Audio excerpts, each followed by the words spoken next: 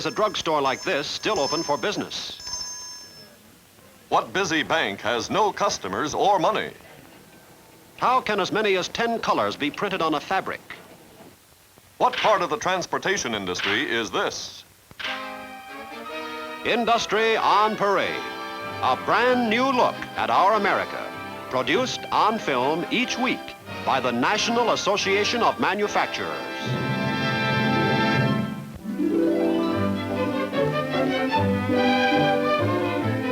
The restored colonial village of Williamsburg, Virginia. Even in the earliest days of our nation, the druggist's mortar and pestle was a proud symbol of reliability. But how reliable were the concoctions assembled by the pharmacist of that era from a weird collection of herbs, roots, and other medications whose use was dictated more by tradition than sound authority? How pure, uniform, and stable were they? And how much laborious work went into their preparation?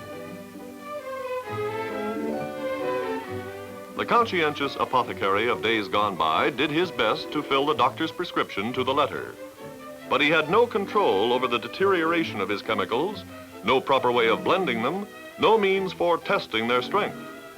It's little wonder that on some occasions, the remedy did more damage than the ailment it was intended to cure. Wonderful to look back into the past like this, but as so often happens, we find on closer inspection that the good old days weren't quite as good as we imagined. Today, for example, the pharmacist commands the resources of America's great drug industry. For example, firms like Rexall Drug Company, in whose Los Angeles laboratories we find scientists constantly improving on old, established products and constantly seeking new practical uses for the discoveries of the research scientists. Samples produced in the laboratory's pilot plant are stored for long periods under all sorts of temperatures and humidities, then are analyzed to determine if any change has taken place. The mortar and pestle are still in use. In this case, tablets are ground up before going through any number of analyses.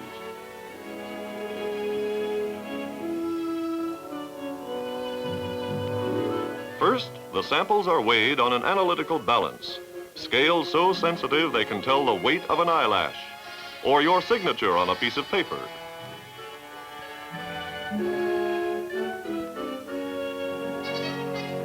They have the most uncanny ways of determining the exact chemical and physical makeup of a drug. For example, if they want to find the amount of vitamin B12 it contains, they add microorganisms that require that vitamin for growth. As the bugs develop, they cause the liquid to become cloudy. When all the vitamin is consumed, the microorganism stops growing, and the degree of cloudiness reveals the potency of the vitamin.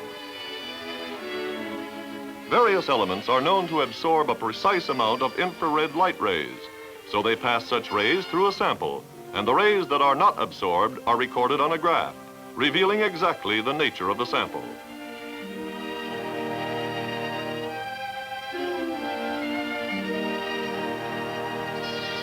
We take our drugstores pretty much for granted, but to many of the residents of 17th century Williamsburg, a store like this would have spelled the difference between life and death.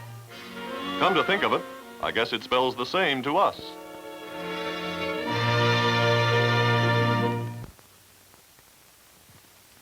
Industry believes that now more than ever, every citizen should become familiar with the problems facing the nation's educators in helping teach America's younger generation. More attention must be devoted to the need for more and better schools, more and fully qualified teaching personnel. Industry urges that continuous efforts be made to secure adequate local and state support for a sound program of elementary and secondary education for all American youth.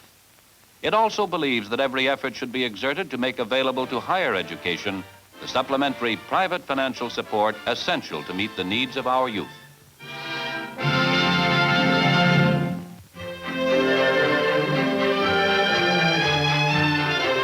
A busy bank in Manhattan. Transactions averaging $40,000 a day pass through the hands of its tellers. Only hitch is, it's all play money.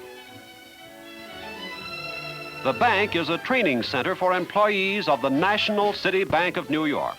And the customers who maintain such a steady flow of deposits, withdrawals, loan payments, and the like are either students or instructors.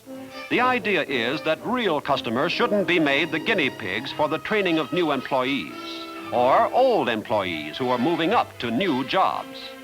Presumably, they get all the mistakes out of their system during a 1 to 5 week workout here. There's instruction in typing, filing, and use of the adding machine, as well as in company organization and policy.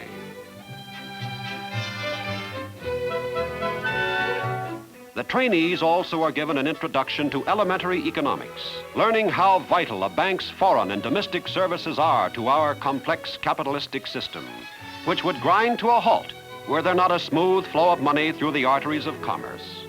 Somewhat more complicated than an adding machine is the proof machine that separates checks according to the banks they are drawn on, the names of the drawers, or any other breakdown required. Bookkeeping, another important facet of banking. Millions of dollars that don't exist are totaled here each year, but this practice will help them do a better job when they're handling your dollars and mine.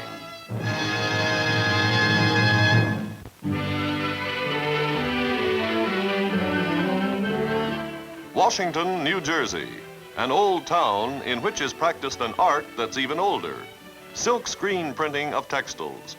Here at Castle Creek Prints Incorporated, a silk screen maker paints the design using a dye stuff that'll dissolve in water. When he's through, the rest of the screen is covered with a type of paint that won't dissolve in water. So after the screen is washed, the result is a porous stencil of the desired pattern. On long pieces of fabric, cotton, rayon, linen, whatever, the screens are laid down, and a pasty dye is pushed through the tiny pores with a squeegee, leaving on the cloth the perfect impression of the design. For each color, of course, there must be a separate screen. The printers follow each other down the long tables, making sure to place their screens precisely so the various colors will be in exact register.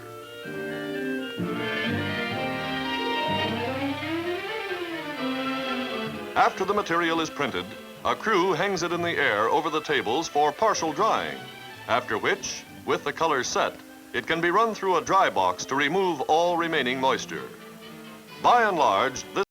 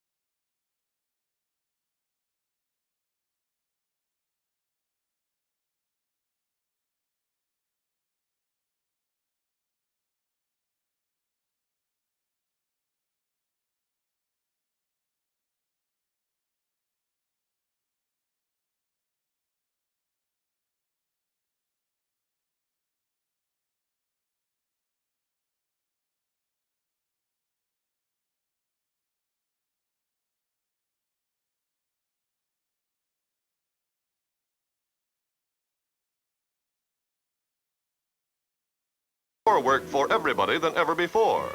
And for us consumers, we're benefiting too.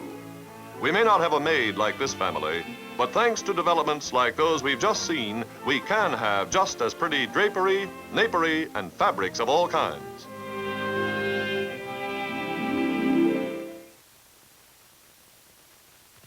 With American industry turning out millions of different items, it would be far too costly for retailers to order all of these directly from the manufacturer. Therefore, the backbone of our distribution system is the wholesaler or jobber, the so-called middleman. He's the one who shops among the thousands of manufacturers and stocks the products in huge warehouses. The retailer, in turn, draws on these items to supply his shop and provide you, the customer, with the best products at the lowest possible price.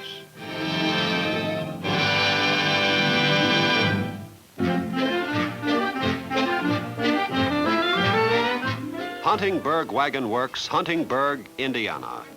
If you thought the automobile and truck had replaced the old-fashioned wagon, you're only 99% correct. And that other 1% means plenty of business still to firms like this.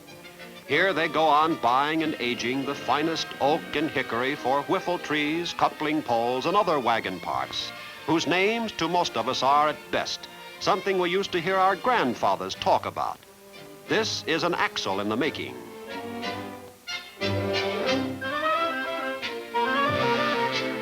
Hollywood property men come here for authentic wagons from all periods of American history. But the bulk of production is not for show purposes. Most of the 6,000 wagons turned out each year are used, as they have always been used, for long, hard work around a farm. They do have some tools that were not in use when the company built its first wagon nearly a century ago, like the cutter that turns the axle shaft.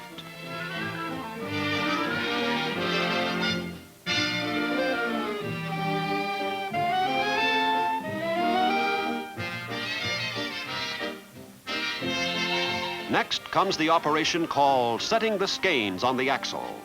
When the wood's been pressed in, like this, nothing short of breaking the metal will pull it loose.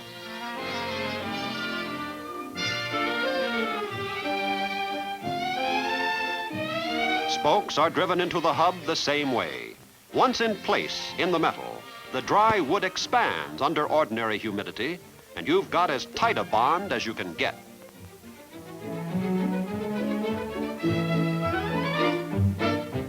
This is called a wheel spider. It lacks a wooden rim and a metal tire.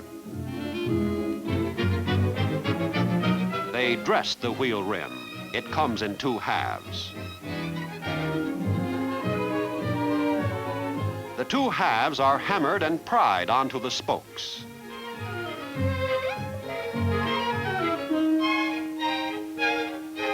Meanwhile, as the wheel nears completion, in the blacksmith shop they prepare the tire. We think of a tire as being of rubber, but this was the article that first bore that name. Metal and wood meet on the setting machine.